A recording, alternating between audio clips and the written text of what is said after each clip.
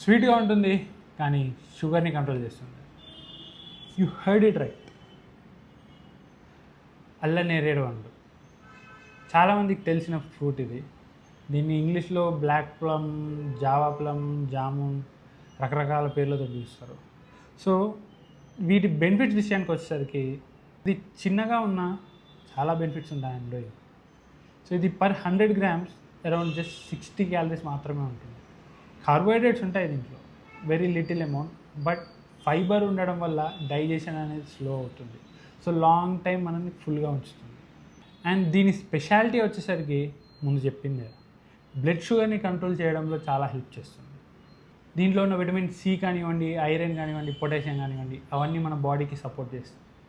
And deep colour ఉన్న fruit అంటే anti oxidants ఎక్కువ ఉన్నాయని అర్థం. యాంటీ ఆక్సిడెంట్స్ ఎక్కువ ఉన్నాయి అంటే బాడీ డ్యామేజ్ని రెడ్యూస్ చేస్తుంది.